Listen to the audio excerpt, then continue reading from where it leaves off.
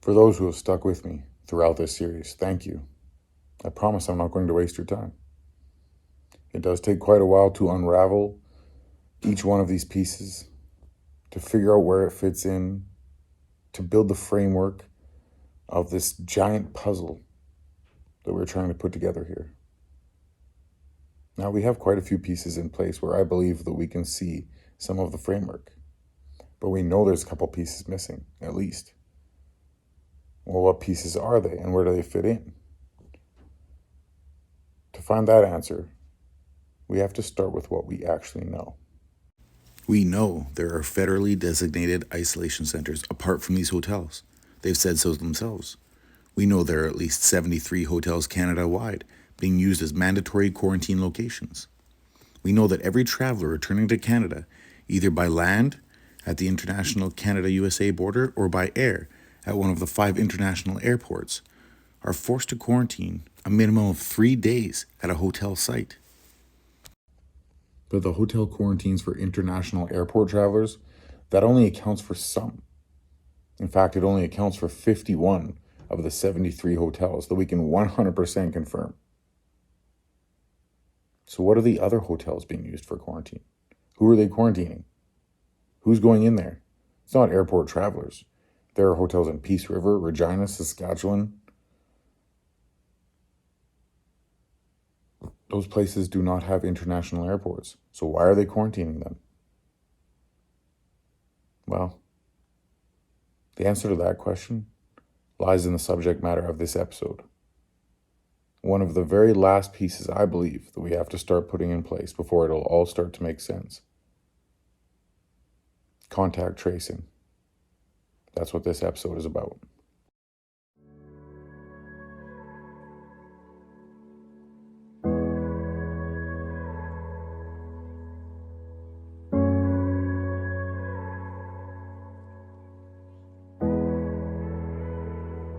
Raspo beats.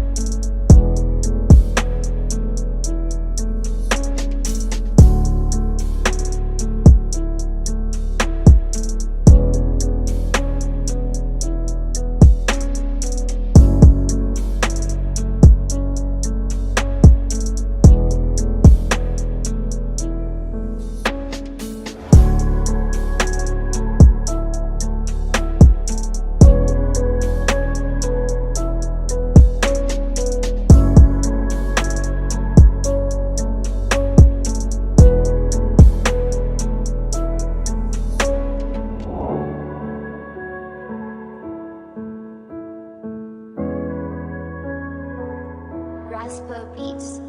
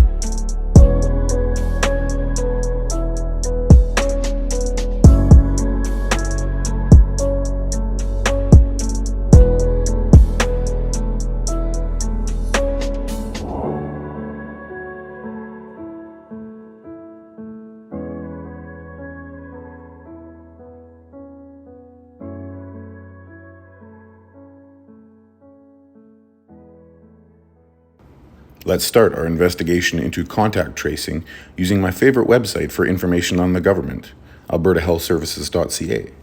As you scroll down, you will see tested positive for COVID-19, start identifying your close contacts.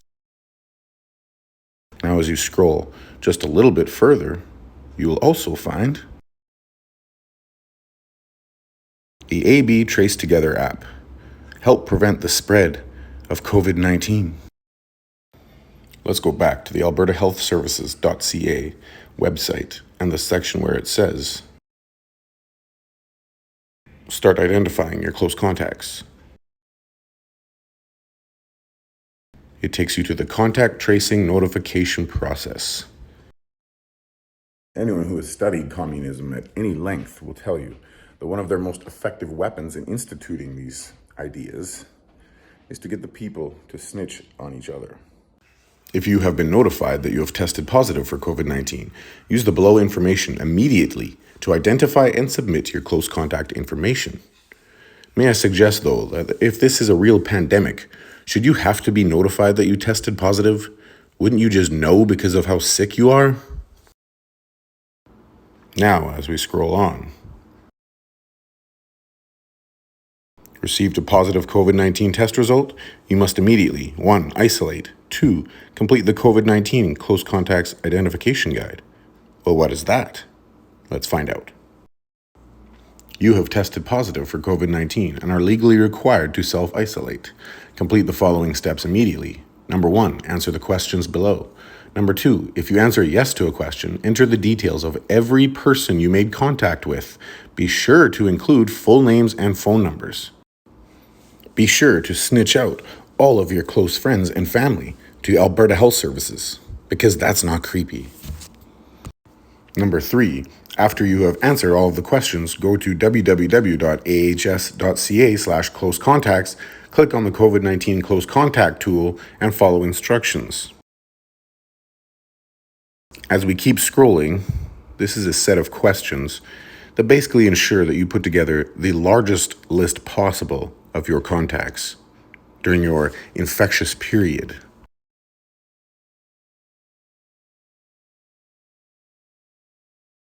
Now, here is the information that they want from you.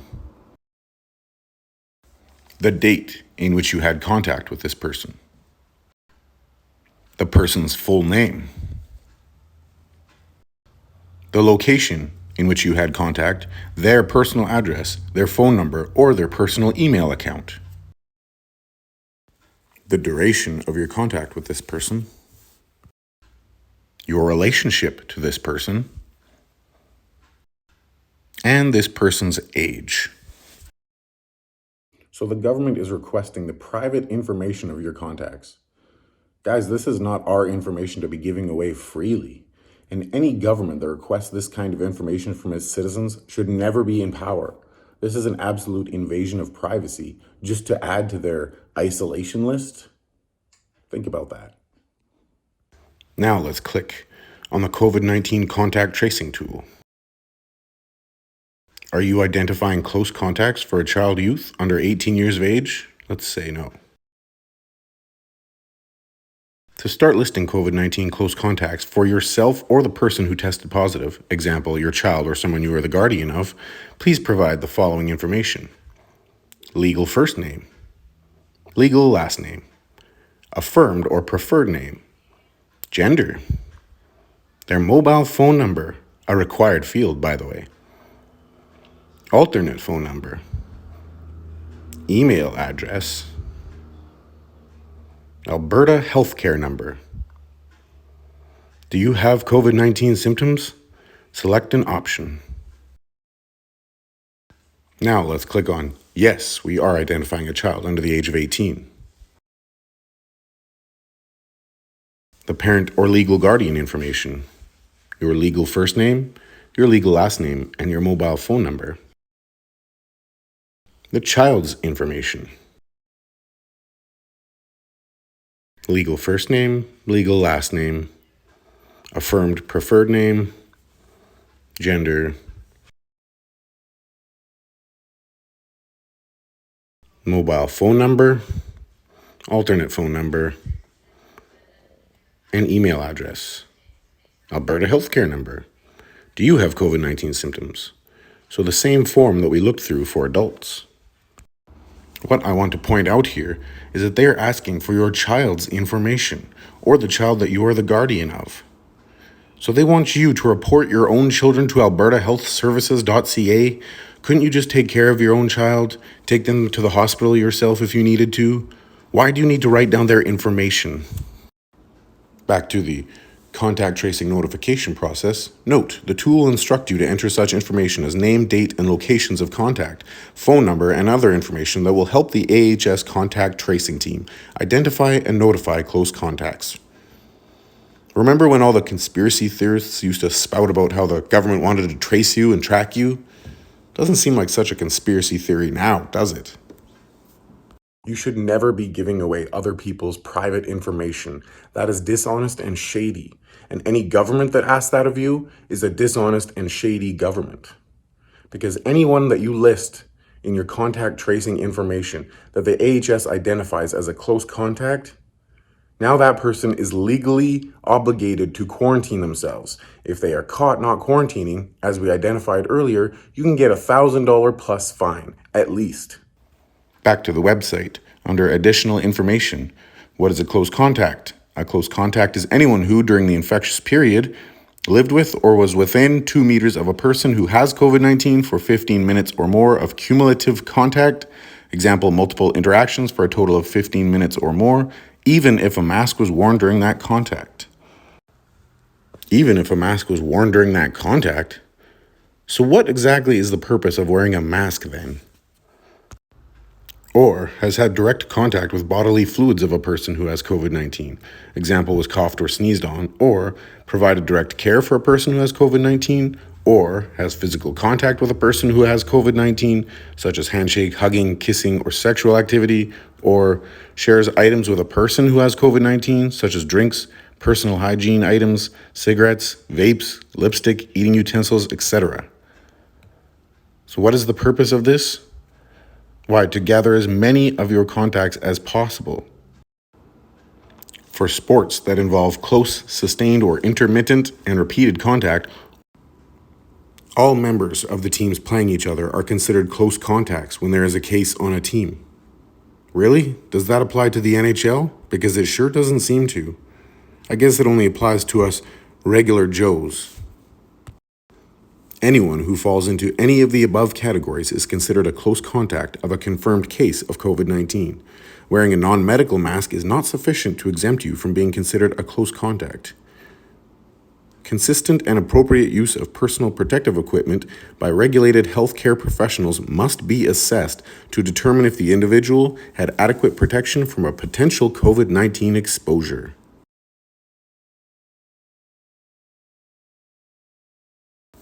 How do I know who my close contacts are? Your close contacts are anyone who you were in close contact with, see the above definition, during your infectious period, which is the time that you can spread COVID-19 to others. Your infectious period is different if you have symptoms or not.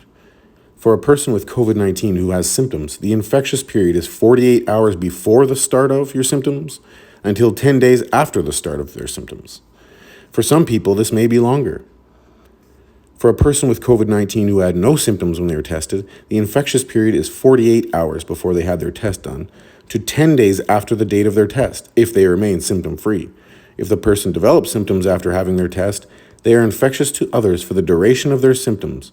For most people, this is until 10 days after the start of their symptoms.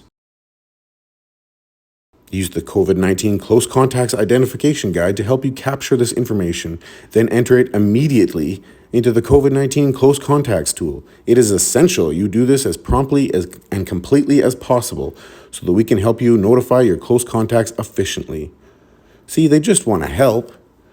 If you don't have phone numbers for close contacts, you can discuss with a member of the close contact tracing team when they call you. So what if you do not have a phone number for your close contact? Well, you can use this close contact notification email template.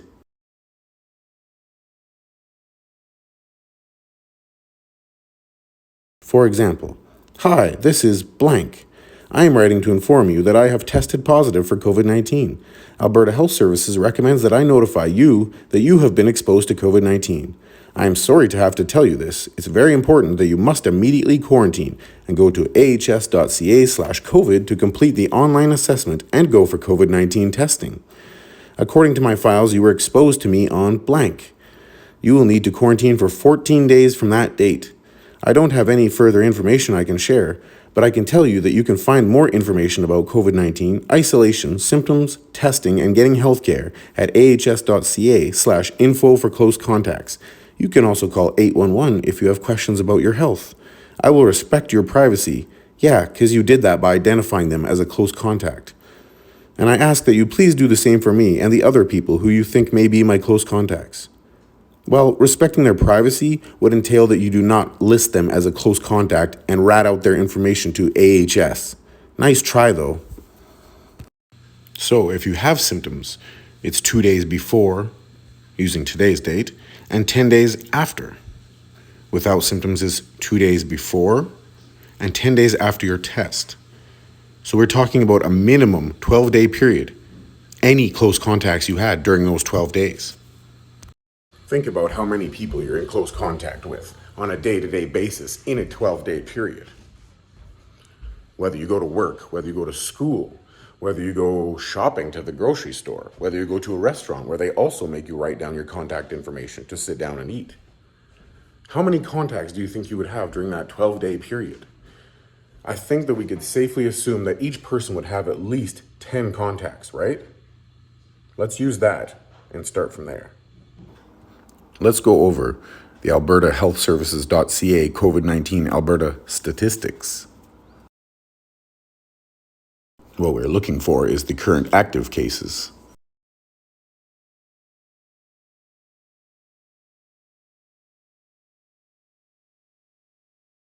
And there we go, 6,176 current active cases.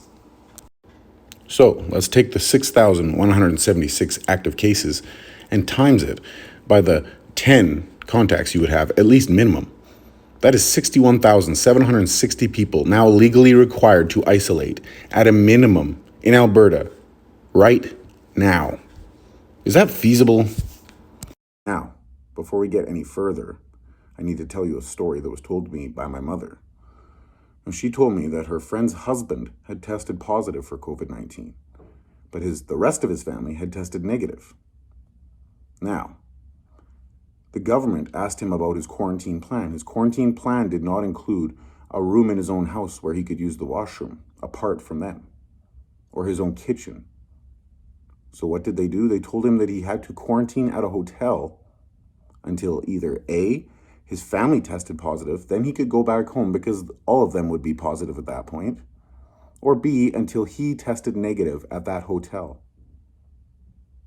Quarantining away from his own family in a hotel.